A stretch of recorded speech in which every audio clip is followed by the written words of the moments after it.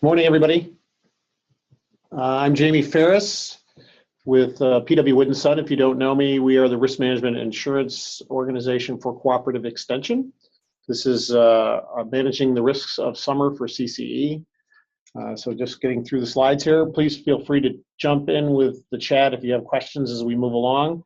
I'll try to address them as we move on, but sometimes we may hold off depending on if we're going to address it later on or if we want to wait till the end on it. But please feel free to do that. If for some reason you're having a sound problem or you can't hear us, let us know, or you don't understand, or you see the slides moving and you don't hear audio, let us know.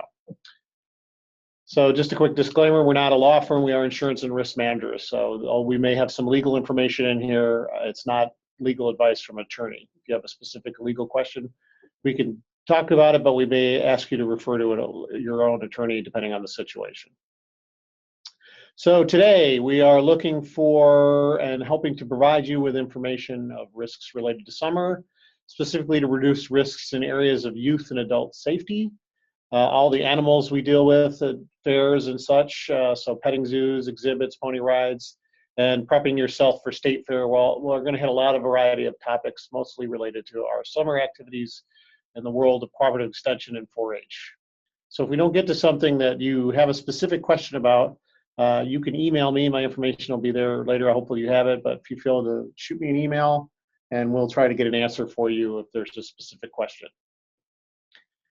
So the reason why we want to do this is to help staff and volunteers and for programs to plan ahead, participants to plan ahead. And we're going to address a new area of planning that we've developed. A phrase that we'll address it at the end is SHINE, which is a new program developed by Sarah Dayton and myself. We'll get to that towards the end, but this is really preparing and then hoping to be able to deal with issues before things happen, so we're ahead of the game. And this is ideas to keep people and animals healthy and safe and to prevent the worst case scenarios, and if we do have something that happens, we can mitigate it and limit the impacts of it as much as possible. So the biggest issue we deal with, of course, in cooperative extension and 4-H is youth safety. We deal obviously with a lot of young people, talented, wonderfully enthusiastic, but need to have appropriate supervision. So what do? We always want to make sure we're screening and enrolling adult volunteers for more than one day for CCE based on the volunteer category. We did a great, Kim did a great webinar on volunteers earlier and covered a lot of that. So we know what the difference is, hopefully, between a casual or enrolled volunteer. And if you don't, please contact Kim and she will be happy to educate you. We want to make sure, especially when they're dealing with youth. This is critical. And I'm proud to say that we were way ahead of this on the curve.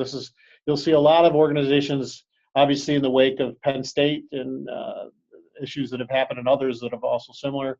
We were ahead of that curve and finding ourselves more proactive on that basis. And we want to stay ahead of that curve on a regular basis. Always have the appropriate supervision for youth, including the number of chaperones. You want to make sure you have the proper acknowledgement of risk form in play for whatever activity you're doing, and you can find those in the Form Code 1501 Guide to Risk Management, and Kim has the link there on the staff site for where you can find that. A really important thing, and never goes without saying, is always have proper clothing for what you're doing for the proper activity. You want to make sure the footwear is good. You know, we don't like flip-flops. We're not a big fan of flip-flops and open-toed sandals, especially around animals. We want to make sure we have the right clothing on. We want to make sure we have good eye protection, depending on what we're doing, gloves, etc. Where your activity, we've done a really good job of outlining that depending on the activity, but you want to make sure, you know, does it make sense what we're wearing? And being stern on that, making sure you're reinforcing it. It's very difficult. I'll give you a great example. Was down in Philadelphia 2 weeks ago and went on a brewery tour. It was a lot of fun, but one of the things we checked out on the website before the tour, they said, no open-toed footwear. You want to make sure you don't have open-toed footwear. So we got to the brewery and lo and behold, there were lots of people on that tour in open-toed footwear. So they had a safety policy and ignored it. So I don't understand why you put the problem of having that out there but not paying attention to it. They actually just made themselves, it drives my wife crazy. I look at things always on a risk management basis. I said, well, they just made themselves even more liable because they have a website that says we're open, don't wear it, and then they allowed people to walk around with it, so something happens. And also plan, especially in the heat of summer, making sure you have breaks and you have lots of fluids and even food if necessary. Snacks are always an important thing to consider. People want to stay hydrated. Depending on the activity, kids don't tend to pay attention to that as well as us adults, and some adults don't. So we want to make sure we're on the ball there. Adult safety, same thing in a lot of bases. Any adults should have the proper instruction, orientation, and supervision, so making sure they know what we're doing, how we're doing it, good explanation materials, make sure how to prevent and respond to emergencies. Do you have an emergency action plan? And this goes back to the youth. Depending on where we are, how long we're going to be where we are, what resources are available to us in case somebody gets injured, or do we have first aid kits? Who are we going to call? What's the quickest response we can expect? If you do some hiking or outdoor activities in state forests or national parks and state parks, we want to make sure, how do we get help to people if we need to? Make sure our adults have all signed their acknowledgement of risk forms. Again, the proper footwear, same as the kids. And same thing with the fluids. Everybody's hydrated, taking rest breaks, making sure we have appropriate snacks depending on the length of the activity. So all good information. Animal program safety considerations. We want to make sure with all programs we always have the educational context and the purpose defined. What is this for? What are we trying to accomplish, and who is our audience, and make sure it's in the appropriate setting. So what are the animals in the program? What's the project we're doing? How much public interaction is there going to be? What are the animals doing in the public, and what are we doing to protect the public? What is our educators' role in this activity?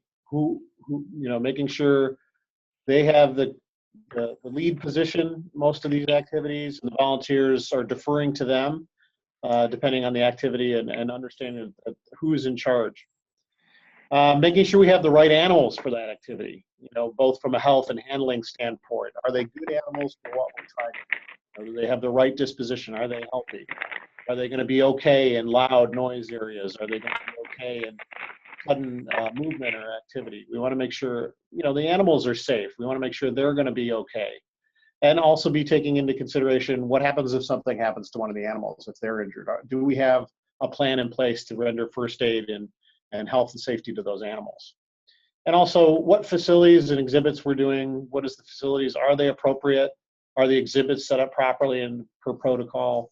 All these things should be planned out ahead of time, and then double checked when we're there. Because a lot of times you can arrive at a situation with expectations that things are there. You can have even checked out a location and seen the item was there, and then you get there at the day of the activity and now they're gone because somebody made off with it, or for some reason there was a miscommunication. So you want to make sure that you have your checklists all dotted. Okay. So dealing with the educator's role, I call the educator and pretty much any staff that's in charge of an activity, not just the educator, as the field risk manager. So you're the boots on the ground of that situation. So it falls to you to make sure that you're doing the proper risk management for the program and following good guidelines. You're making sure that you're selecting good volunteers and you're guiding them appropriately. So you're following policy, you're orienting everybody to this situation, you're making sure you're supervising and that the clear roles and lines of communication are established, and you want to make sure you're offering and soliciting feedback both positively and constructively in both directions. We don't want to create a negative environment, we don't want to create a hostile environment, and if there's something difficult that has to deal with, obviously you deal with it in the moment, but as positively and professionally as possible, but making sure that if there's something that has to be done offline, you're taking care of it offline. We don't want to put anybody in a bad situation. We don't want to embarrass anybody. We don't want to create bad feelings. So we're all good, talented people, and we want to make sure we keep our good and talented people enthusiastic about what they're doing. Data management, very important. We want to make sure we have records, we have all our forms ahead of time, and we're collecting the information we need to have for the activity. And with that, we're maintaining the appropriate levels of access and confidentiality to that data. This more than ever in this day and age. This is very critical area to make sure how are we managing that data, where is it being kept, on what devices it's being kept, how is it encrypted, where is it being stored, and who can see it.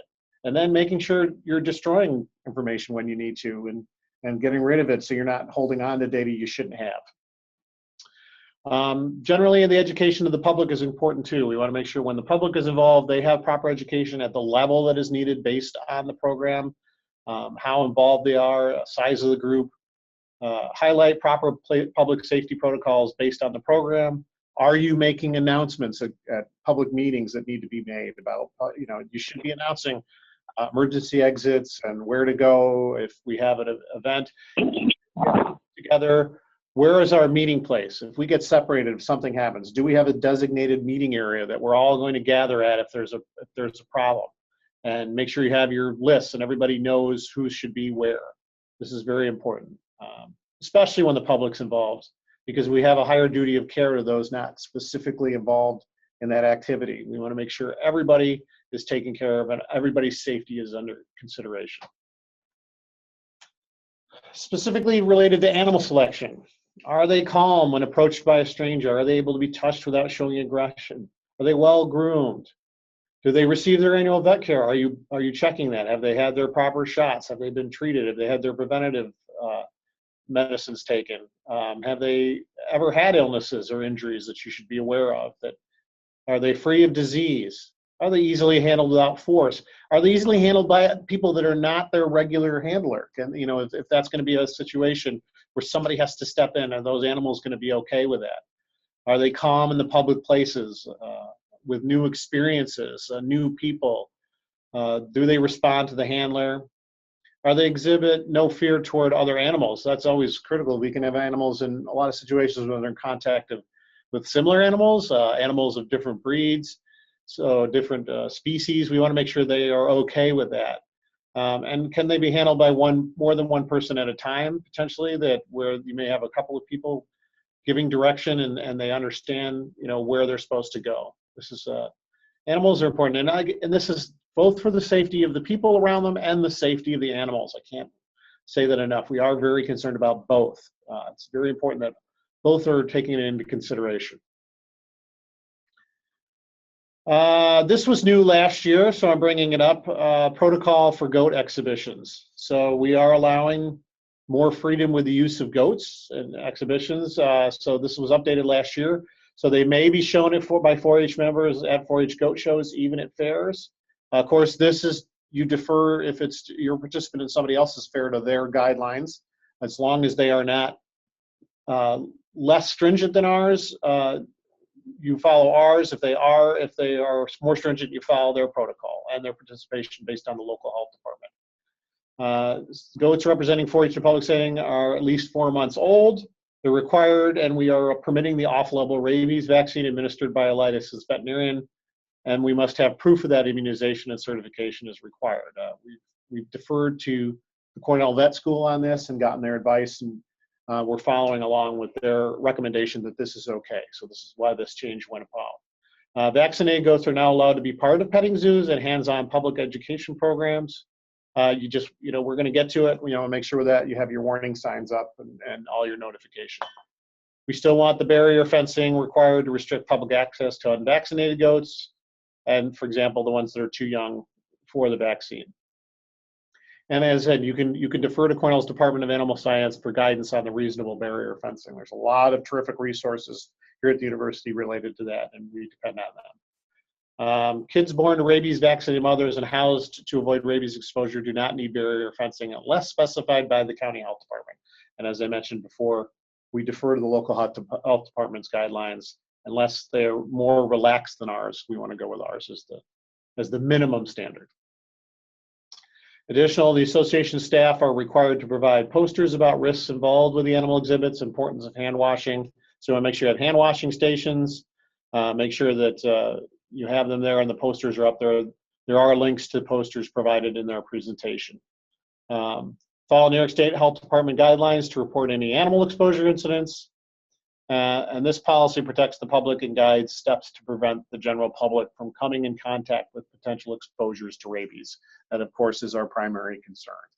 Rabies is still a very prevalent and rampant issue in New York State. There's still a continuing outbreak at high levels, and we have to be cognizant of that. So just a quick note on liability. The association's liability insurance does not cover the liability of any owner of any animal used in the 4-H program, including the 4-H leader. Owners of the animal is also at risk of liability, so it should be clear of that. We are only covering the association's liability related to the event. The specific, if the animal bites or the animal kicks, it's the owner's responsibility as the front end of that, and we pick up the liability that protects the association, not the individual owner. And we protect, as we said, from the potential exposure to rabies through clear communication and strict adherence to exhibit guidelines. We want to be sure we're doing that. Animal health regulations, we follow the New York State Fair and Ag and Markets guidelines. State animal health alerts come from New York State veterinarian Dr. David Smith. And specific guidelines from Ag and Markets can be found on their website at the link below there. So we're deferring to the state agency on that with our guidelines.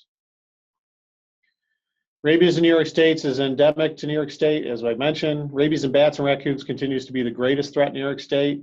It is happening. It still happens. I forgot to look at the last numbers, but they are here in the New York State of Health as far as the latest specific reports. We know a lot of it because a lot of those cases are transferred here to the university for research.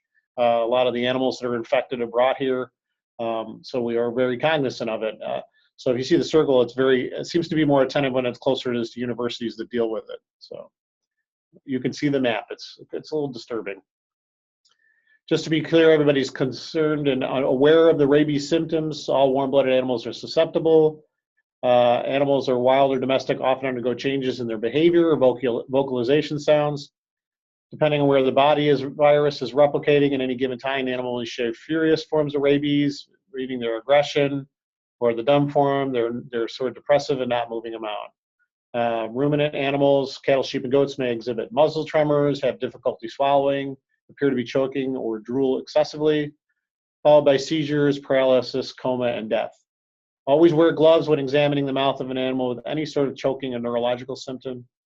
Wild animals will lose their fear of humans and act friendly, dumb form. Animals that usually are active at night may become active during the day. Passive animals sometimes become fierce and aggressive. So what you're looking for, obviously, is strange changes in behavior, especially with the domestic animals. Are they acting differently? What's going on? And with wild animals, obviously, you want to make sure if they're approaching humans, generally that's, first of all, you want to be cautious of that, regardless of whether they have rabies or not. But second of all, that's a good sign that there's something wrong, because typically they are very evasive of humans. Most wild animals are. So back to safety tips when we're around the animals, always wearing closed-toed shoes. Animals like routine, be calm and deliberate when working them. Avoid quick movements and loud noises. Use a calm voice, speak softly. Animals have sensitive hearing, can detect sound you cannot hear. That's very important to relate to. Many animals have wide-angle vision. A quick movement behind them may spook the animal. Be patient. Animals learn to trust when people are gentle and consistent. Leave animals alone when they are hungry, eating, or nursing. This is kind of crazy. I used to show horses back in another lifetime, a long time ago, and one of the places we showed horses was the New York State Fair. We'll get to that. And people are silly at the fair. I'll use that as a nice word. They're silly when it comes to animals. I actually watched people walk into stalls. They would just open doors and walk in where animals were eating. They would walk under horses when they were being dealt with out in aisles. They would bring balloons over by the horses. They would want to touch horses without even talking to the owner. It's just, never underestimate I'll keep using the word, the silliness of the general public when it comes to animals. I don't want to use other words. That's not appropriate, but people will do what you do not expect them to do when it comes to animals. And so be prepared for that. Expect the unexpected. And be cautious. I think, it doesn't hurt to be preventative in your warnings of people when they start to get close to animals, and, be sure that they understand. So be aware, especially little children. I mean, little children, sometimes they can get loose. They can run really quick. They don't know. They see an animal, they get excited. So we want to be careful. Be aware of the teeth and feet position. What's that animal doing? I mean, I understand most 4-H'ers understand their animal. They probably know when their animal is agitated or when something's going on, but it's important for us to be on top of that at all times. Again, for both the human and the animal safety. Animals can be playful, but don't let them bite you. How you treat them is how well they treat you, and that's absolutely true. Especially, like I said, with my experience with horses, they have uncanny sense of emotion, and they know what's going on around them, and they can react accordingly. So Again, dealing with facilities. This is again important. You want to make sure what type of facilities you're dealing with a situation. Have you checked them out? Please make sure you are checking them out. You're doing an advanced, survey of where are we going to be bringing animals in? What's going to be the situation? Are we making sure the pens are set up correctly? Is there an easy way for people to get out? Are aisles clear? Are doorways clear? Are we making sure the exhibitors aren't putting their material, their equipment, whatever they have in the middle and blocking, both for not only the safety to get out, we want to make sure in case there's a fire or for whatever reason they need to get out of a building. Are we making sure surfaces are clean and not slippery, if they're washing animals or, even wiping them down or water buckets get spilled? We want to make sure we're cleaning that up and people are aware of that.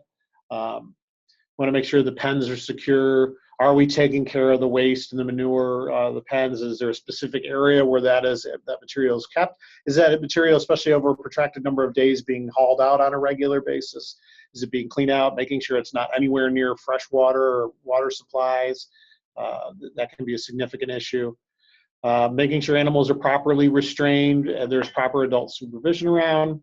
Making sure there's no electrical hazards. Again, these are areas that we have to horse shows. It's amazing what people string up and set up in stalls, and they set up separate stalls, and people run cords all over the place. It could be an absolute nightmare. You want to make sure you're watching that, and those cords are in good shape. Are we checking that? Are the outlets in good shape? Are the devices they're using in good shape? It's all simple. If you're in charge of a situation, you want to make sure you're just taking a look on, or if you have a maintenance person in charge of there, are you doing a daily inspection when you're going through that and making sure, are you doing random checks to make sure things are in good shape? And make sure there's always good water. You want to make sure there's always clean, portable water. And what do you do if the water supply, and you have people at an event and you can't clear people out, something happens? Do you have a backup water supply? Is there ability to get portable water into an event if you need it? We want to make sure these are considerations that you have there. Again, these are some areas that at Cornell have some great resources on that about making sure the animals are healthy in a particular situation. We want to make sure on the exhibits too that we have special, as we mentioned, signs that we're warning the public not to feed the animals, where they can, and make sure they're washing hands and that washing stations are available. There's going to be more information about that. Make sure there's proper biosecurity and health practices for all animals. Again, that's dealing with the manure. Is there the food and water? Are we making sure the area is clean?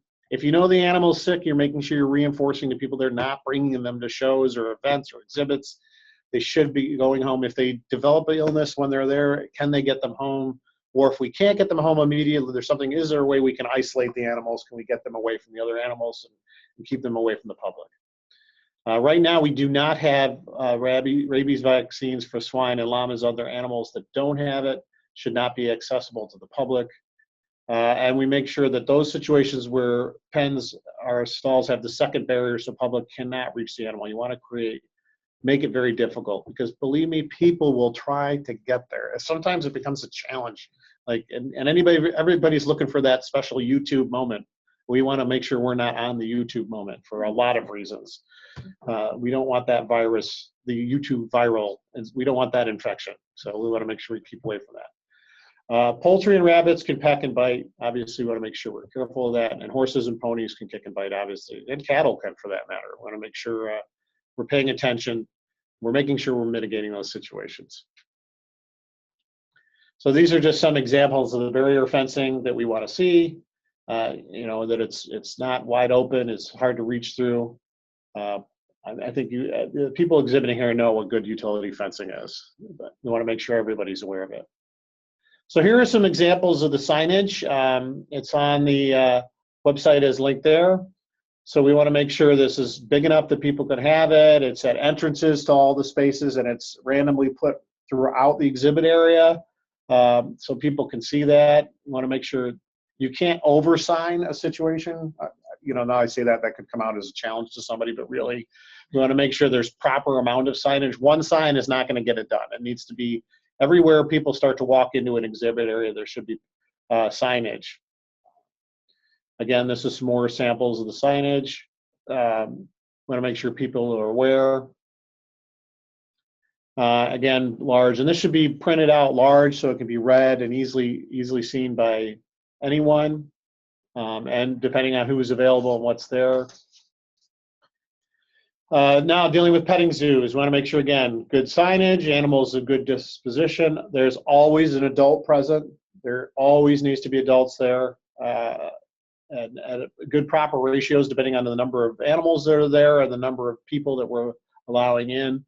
Again, having the hand stations with running water and sanitizer. We want to make sure it's set up properly, as you see there. And no donkeys, geese, llamas, oxen, or swine are allowed in petting zoos. There is no exception to that. Again, more poster and hand washing posters are available, examples here at the website indicated. Again, we're using common sense. Want to make sure we're watching, people are seeing what's going on. We're always constantly visually seeing whoever's involved in the petting zoo, both for their safety, to make sure we can mitigate, and also to make sure somebody doesn't injure the animals. We want to watch people, make sure they're not doing something to taunt the animals or inappropriate activity towards the animals. We want to make sure they're safe too. Moving on to dogs. Obviously, they are man or woman's best friend. I should probably change that slide and make that more appropriate. 4-H members have 4-H project dogs. Want to make sure the dogs are selected for the project and healthy with proof of vaccination. For non-4-H members, they may join dog obedience class and 4-H as special interest projects. Again, dogs need to be carefully selected for the project and healthy with proof of vaccinations. We do have prohibited lists, and that is on this next slide. So this is our updated list of prohibited breeds. And I know that I'm going to get some pushback on some of these, and I apologize, but unfortunately the numbers are not good. 1 in 3 homeowners insurance claims is a dog bite, and on all liability claims, and that is not going number. That number is not going down.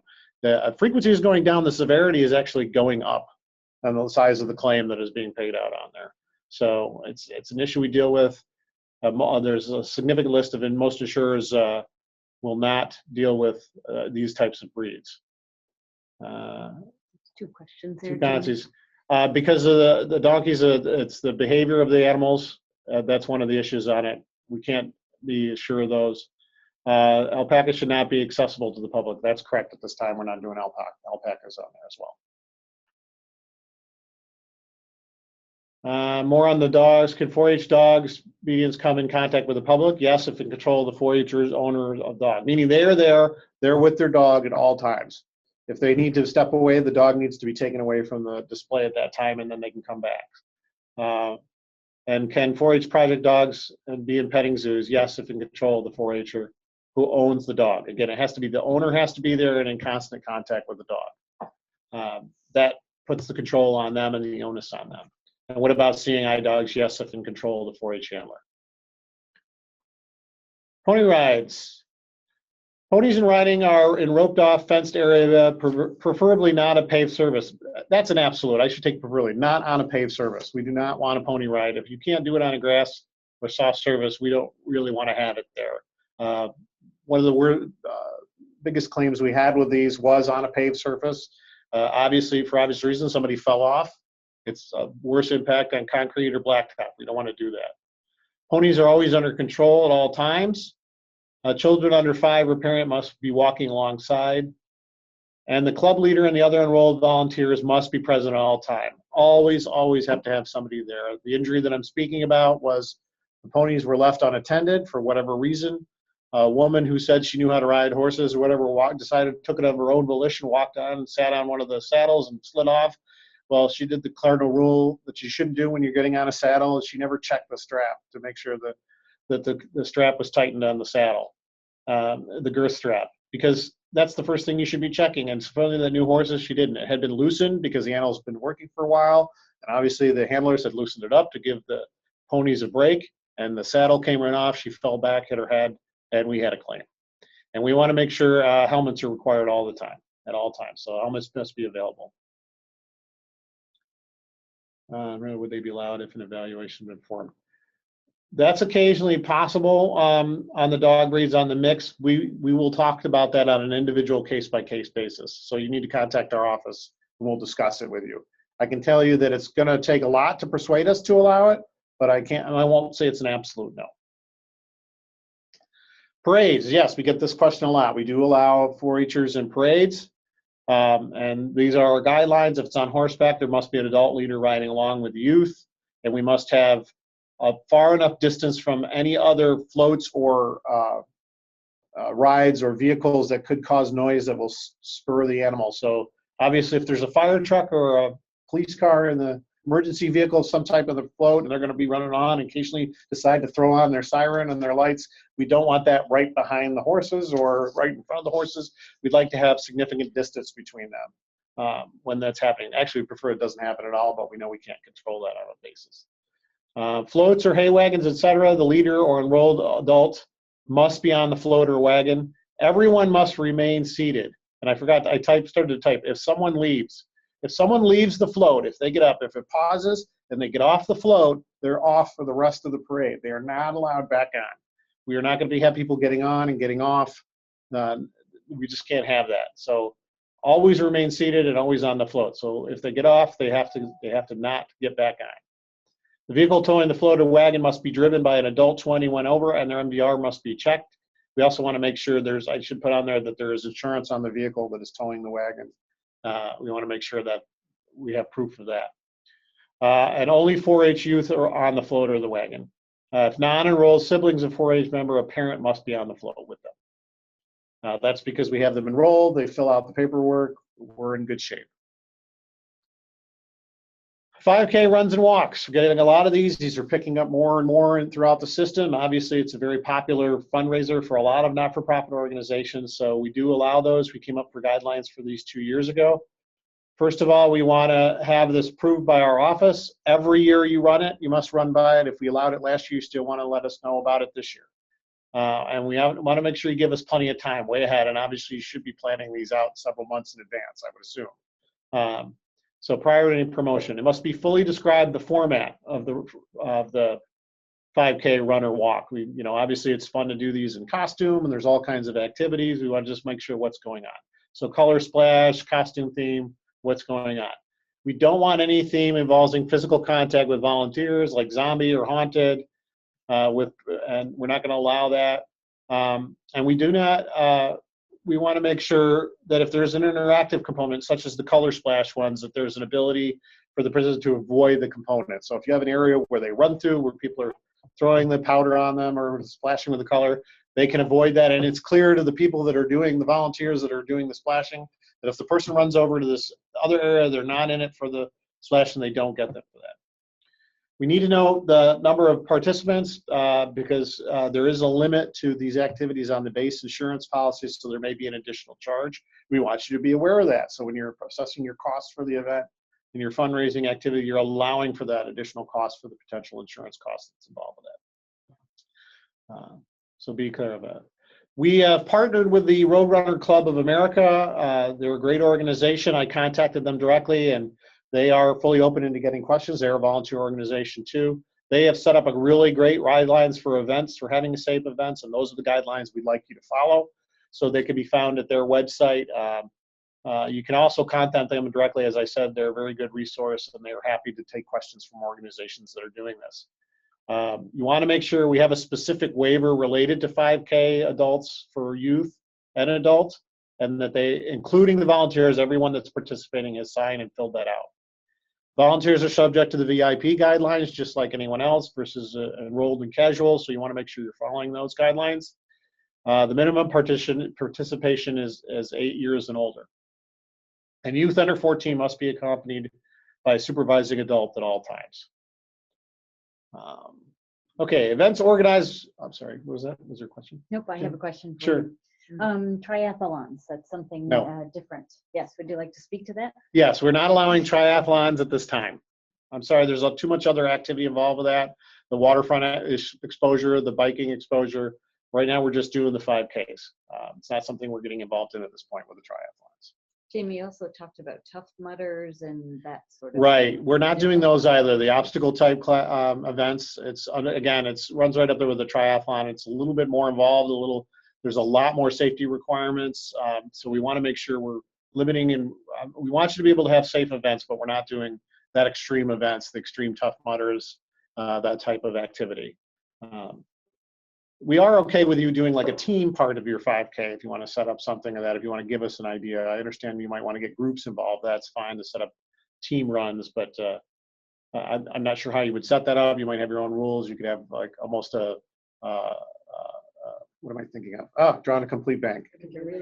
Like a relay. You could set up sort of a relay, but also like a scavenger hunt piece component of it. There certainly could be that where they have to stop and answer questions or clues or that sort of thing. We would allow that type of activity if you're doing something like that. No swimming, no biking. No swimming, no biking. Sorry. Okay, organized by other organizations when you're doing an event with them. So youth enrolled in 4-H may choose to participate in events run by other organizations, obviously pony clubs, ag society events, roundups, etc. Events organized by other organizations are not considered sanctioned CCE or 4-H events. So participants of outside events who are 4-H members or volunteers are not covered by the liability of the 4-H accident insurance and may not represent themselves as 4-H members or use 4-H insignia, logos, clothing, etc., even if they're 4-H members. And one of the reasons for this is that if we're out there and they see 4-H there, we will be pulled into anything that happens at that event. It's happened. We've had that issue. It's come up more than once. They see the 4-H logo, they assume it's a 4-H event, and so 4-H gets dragged through the mud with all the good and bad that happens at the event.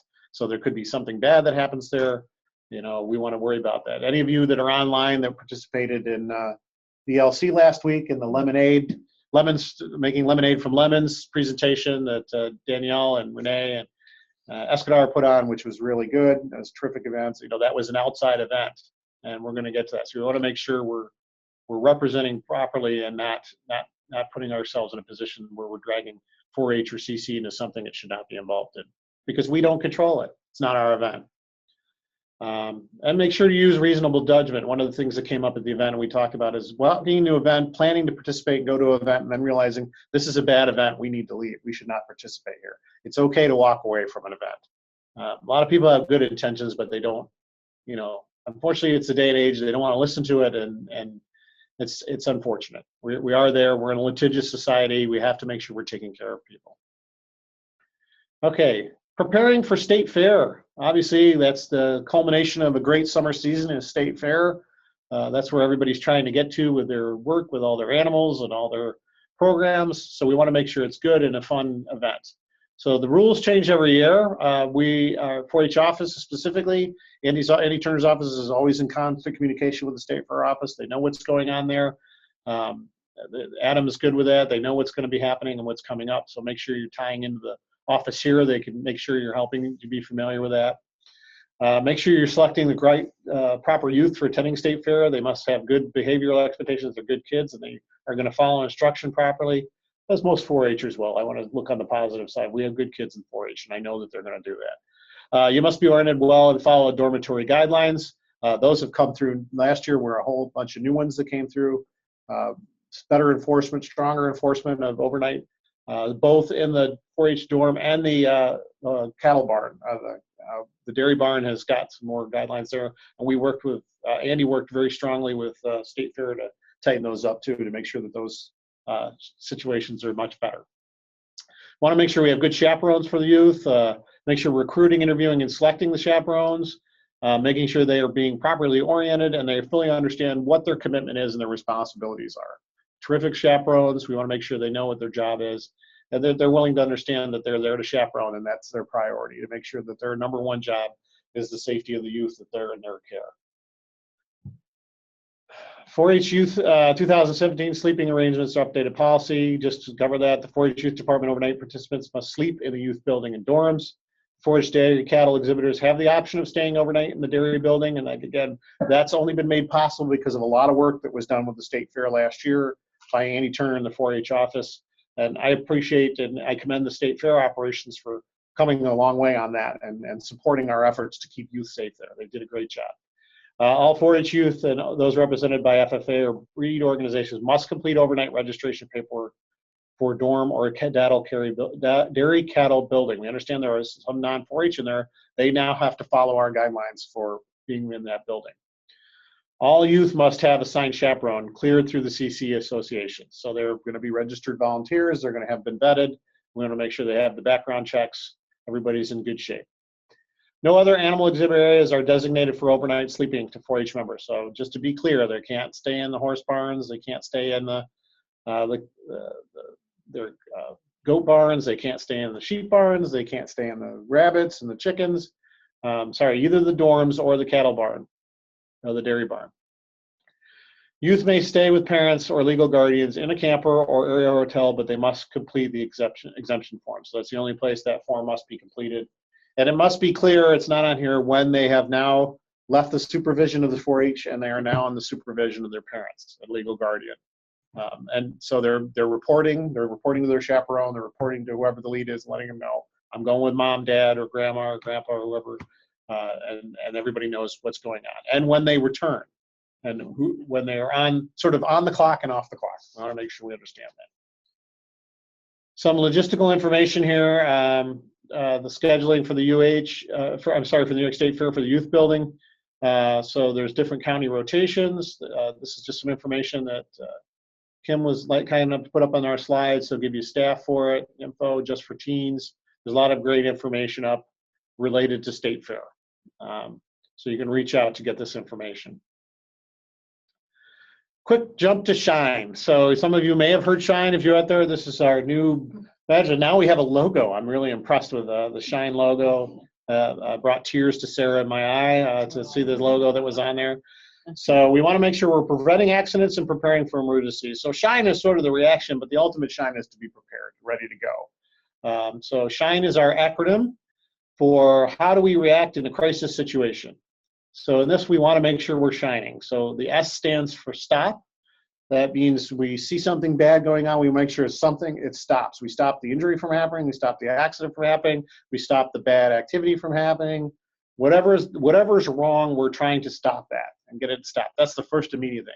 The next thing is to get help. We want to make sure we get the right help to the situation if needed, be it call the fire department, we call ambulance, we get EMTs there, we get a safety officer there, we bring in whoever's the manager of the location is there. We want to help people if they're injured. We want to get people away from a bad situation. Like I said, designated safety areas. We're doing whatever we can to help who's going on. Once we know that activity step, the people have gotten the help they need to help, we've gotten as much information as we can, we start to investigate the situation. What happened? What caused this to happen? Why did it happen?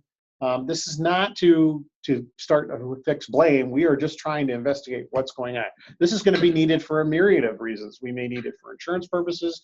We may need it for legal purposes. We may need it for the authorities that are showing up in there. We need it for administration. We want to make sure what was the cause, what did we react, what related to this, how did it get out of control if that's what happened, how can we stop it? Then we need to get notifications out. Again, if we haven't notified authorities, if we have to now because of the investigation, we need to notify the health department. We need to notify the county personnel that are appropriate to this, the fair organizers, campus, my office, your ED, your board president. Who needs to be aware of what happened at this situation so that they're prepared for what's going on. And then once we've settled, we've notified, and we're kind of past, now we're going to do an evaluation of going back. We should be doing this at the end of any activity, regardless of whether we've had an incident or not. There should always be an evaluation. How did our event go? What went right? What went wrong? Where can we sharpen our pencils on the situation? Where can we sharpen our view of it? How can we do things better? What didn't work? What should we not do anymore? Maybe it's time to move on for something. So it's always good to do an evaluation and a follow-up, and then do a report back and make sure you're looking back at that as you plan to go forward. So we want to make sure everybody out there shines in their moment of situation, and I know you will. And this is a great acronym to keep that on the forefront of your mind in a situation. Another critical thing I like to bring up is to make sure, especially when volunteers are involved, and the larger the group, it's even more important. What is the organizational chart of that event? Who is the ultimate person in charge? Where do people go for leadership decisions? Who has authority? We want to make sure that's clearly described. Who knows? Who are we deferring to? Obviously, staff should be deferred to by the volunteers. And then in staff, what staff are in charge of that situation? We want to make sure everybody understands what their role is, what they should be doing, and how they should be helping. And always we want to make sure, and you should do a scenario before you go into an event. I could say that too. Do brainstorming of a potential pitfall of something that could happen at your event. Don't be afraid to look at what might go wrong. That's always good to know, okay, this is what happens. Let's do some role playing. How do people step in? Do that with your volunteers. Do that with your educators so they're a little more prepared if something happens. They're not afraid to step in, if they see something that's inappropriate going on, or at least bring some people aside. If you have to step in and help, if you have to stop a situation, just to get back to that, try to be as proactive in that as possible. And when I mean that in positive, let's not try to create an incident where somebody's embarrassed or brought out. It's always better to bring somebody to the side whenever is possible, as much as possible. Praise in public, criticize in private if you have to, as much as possible, but making sure we're taking everybody into consideration. Everybody's healthy, everybody's safety involved. Be sure that you're being positive about it. Obvious, the most important thing is people are safe. You get people safe, and sometimes that requires some hurt feelings, and I understand that, but we want to try to mitigate that as much as possible because we don't want people embarrassed. And you have to realize too, we're in a digital age, we're in an immediate information age.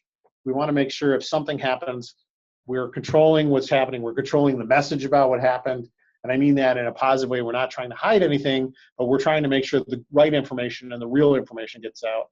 As I talked about, we don't want viral videos out there with misinformation, and I'll coin the term fake news out there about what happened or what's going on, because it's harder to dig yourself out from those situations.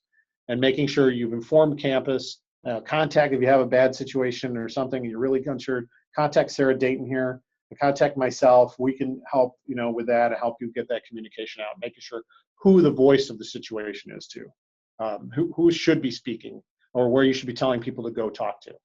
So let's shine. You shine all every day. Let's just continue in the event of a crisis. So here's some additional tools and information for you, resources. The slide just shows you a lot of different places you can go to. There's contacts. This is tools of the trade up on the CCE website. Again, contact us individually if you need some information. Kim's a terrific resource. She knows where all this is, far better than I think anybody. She's terrific at that. So contact Kim if you need some information. Sarah, myself, we're happy to help. So here's the additional links important for you. So the VIP policy, where that can be found. CCE Risk Management Staff site, where you can get that information, 1501, where that's coming out. We're updating. If you want to make sure if something, you can always contact my office, just to make sure and double check on a form or how that form is being used. If you want to adapt a form, always run it by our office. Make sure we're all on the same page and we're okay with that. Lots and lots of educational resources we cited through here. Again, all the links are here, are current. They've been scrubbed. They should be active and accurate. So please feel free to use these and go through them. Again, health and safety. A lot of them mentioned in our presentation here, but also listed here. Relating to dogs and animals. And then just to follow up here, the contacts again for my office, myself, Karen, and Lisa.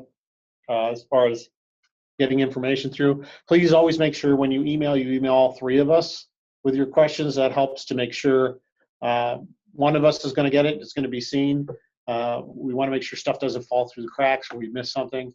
You can contact our office 24 hours a day. If there was an emergency, we do have an answering service and they put calls through as needed. Also, there's Sarah Dayton's contact information with her cell phone and her email. You could also contact Sarah 24/7, 365. She really likes those calls at 10 o'clock on Christmas morning. So make sure you call her, wish her Merry Christmas, and let her know hope she's having a great holiday. Whoops, so that's our presentation. Hope you enjoyed it. If we have any questions, I'll go back and bring up the last slide. I was a little too quick with the arrow. So we'll bring that back up. So do we have any questions? Do we have a time for questions? We have 10 minutes. We have 10 minutes. So if anybody has any questions, if you want to type them in the chat box or anything that was said, I'm happy to answer them. Well, Sarah, do you have anything to add? You're quiet. The Christmas morning story is true. I did have a conversation. It was a holiday greeting. It was a right? holiday was. greeting. It It was was a- an early. It was a Christmas present. It A special was. present. It was. So. I do all holidays. For everyone registered, they got the email with the links to this slide handout and the slide handouts for the other webinars that we've done in this series. So Jamie was talking about some challenging volunteers or volunteer situations, and that was the webinar we did on June 6th. So the link in the email today for everybody who is registered, if you don't have that, you can contact me, Kim Fleming at kff2@cornell.edu. So if you please go through and review the presentation. If something, tickles in the back of your mind after you reread it that maybe we missed, or you'd like to have a little bit more information about it, don't hesitate to email my office. We'll be happy to get back to you with questions. Again, if you're prepping for an event, the sooner you do that, the further out in advance, the better. Coming up, if you want to run a checklist by our office for an event, say, is this a good precursing check? Please do that. We're happy to help out with those. We can sometimes see things for possible items that you may have not thought about. Please share that. Let us know. We see some great information. There's some great people out there doing terrific information, and we'd love to pass that on. I'd hate for somebody to have to reinvent the wheel if the wheel's already been built really well in one county. Some great ideas, some terrific minds in this organization and throughout the system. Very, very smart and clever people. So I appreciate all the enthusiasm out there and the activities that you guys do. We want to make sure that we have a great summer and we can expand our programming, and we don't have any problems with that. So I appreciate you participating, having been here. So we're not getting any additional questions, so I think for that we'll probably wrap it up. All right, thanks so much, Jamie. Really appreciate it. Thank you, everyone. Enjoy your summer.